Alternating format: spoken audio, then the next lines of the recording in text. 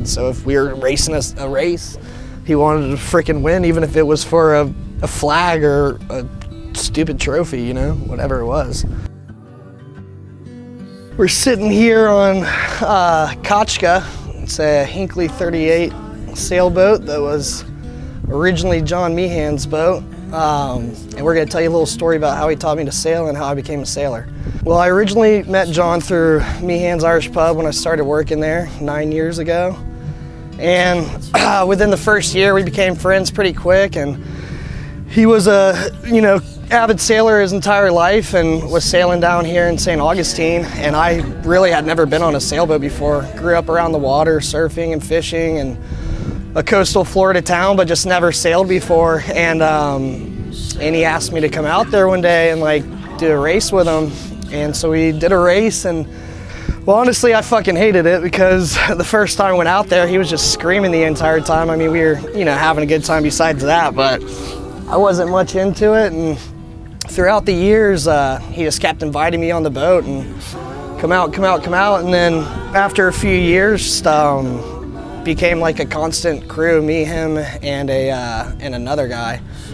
And we sailed for years together. And then he got diagnosed with cancer, with stage 4 small cell lung cancer, after probably known him for about 5 years. And we were probably sailing together about 2 to 3 years at that time. A lot of him is still on this boat, no doubt about it. And, but yeah. What do you think? Well, it's fucking sad talking about John. Shit. But I like to talk about John. Like I want people to know his legacy. Like he used to tell me stories over and over and over again that like I started wondering, like, well, sometimes I think it's because maybe we were too fucked up the first time he told me the story and he just forgot he told me.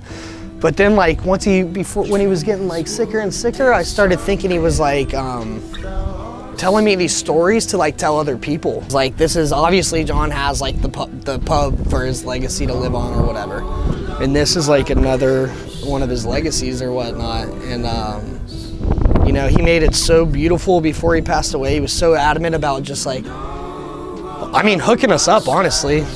Brand new sails, brand new paint job, all the shit that he did to the boat to just to make it. It was already awesome, but which this boat has a little bit of history.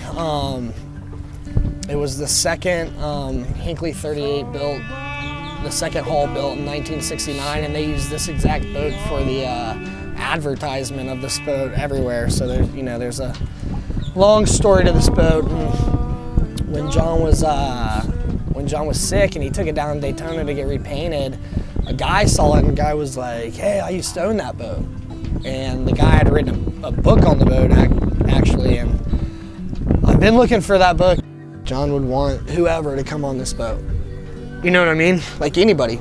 And especially after he first passed away, that like really resonated with me. And I would like meet people at the restaurant on a Saturday night working or something, whether it's a couple or whoever it was, and you guys want to go sailing tomorrow? And we go sail the next day, just me and 4 people who have never been on a sailboat, you know what I mean? And we'd sail the shit out of it. And because I know that's like what John wanted. John wanted people to enjoy sailing like he did and like get that sense of freedom. That is like the first time that we ever were on this boat and he turned the engine off.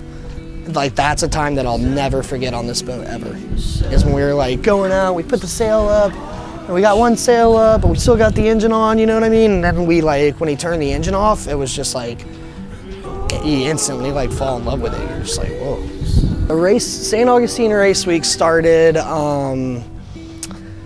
basically from sailing a regatta that the St. Augustine Yacht Club puts on, or actually I think it was First Coast Offshore, whatever it was, whatever the Northeast Florida Sailing Association that put this race on.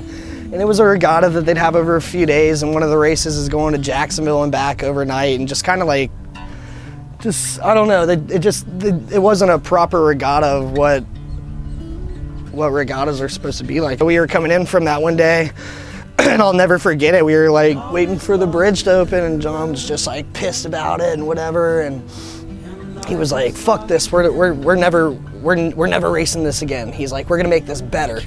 And you know, and since he, you know, being a restaurateur and owning a restaurant in town and having a bunch of vendors, he was able to simply, let's call these guys, you know, to help out with this and that, and let's make this like a freaking legit regatta.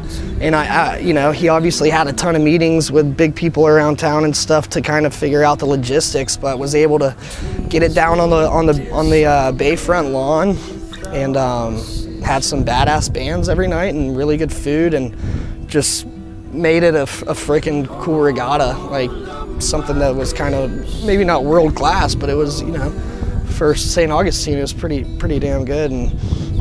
But also one of the main things about Race Week that he started was to promote youth sailing, was to get kind of like the kids like more involved in sailing, and just starting up a youth sailing program in St. Augustine, like doing he got a summer camp started. It was important for him just because you kind of don't have that a lot of times, and like kids that are kind of less fortunate, that don't have opportunities to grow up with their parents owning a sailboat or whatnot. It's a good way for them, and it's a good skill to learn. I mean, it's a knowledgeable skill to have, but it's a tough skill to have, kind of, and it's just good thing to like kind of keep kids busy and stuff, instead of, you know, getting into bad shit. And a lot of less fortunate kids without a program like that, or like having all these 420s, wouldn't be able to do it.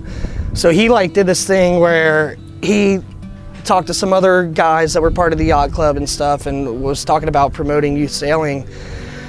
And he's like, "Hey, I'll buy a 420 if you guys buy a 420." And a 420 is like a small little sailboat pretty much, or whatnot, that, you know, 2 kids can go in there and rip it around, even one kid or whatnot. And yeah, so he bought one and got like 5 other guys to buy one or whatnot. He just like, he kind of revitalized the St. Augustine Yacht Club. Even now, like after he's passed away, there's freaking so many more boats than when we originally started racing on even like Wednesday night races or whatever it is, you know, whatever races they have or whatnot. But I mean, there's another thing. He bought a dragon boat, which I don't know if you know what that is, but it's like a long canoe, and they all row. It's like somebody's on a drum on the front, you know what I mean? He bought one, donated it to the yacht club, and they take it out like twice a week, and they take it all around Florida and do races and stuff like on weekends, and it's like become this thing, and it's just like all these things that John started, you know what I mean? Like he just had such a big impact, but such a positive impact, I think, especially in this town. Definitely on me, you know.